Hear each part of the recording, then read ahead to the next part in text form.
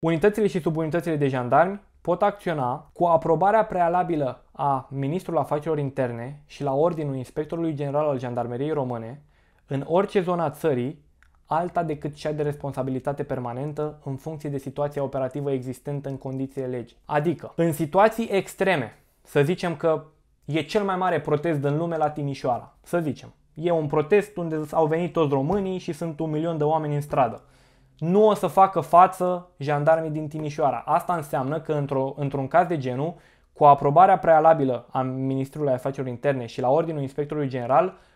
Direcția Generală de Jandarmie a Municipiului București poate avea o misiune în Timișoara. Pentru că e nevoie de oameni, nu se descurcă jandarmeria din orașul respectiv și efectiv nu fac față. E nevoie să vină și alte structuri de jandarmerie, chiar dacă nu au competență în județul respectiv sau în orașul respectiv. Dacă vrei să ai toate lecțiile sintetizate pentru admiterea la poliție, jandarmerie și poliție de frontieră din toate disciplinele din tematica examenului, plus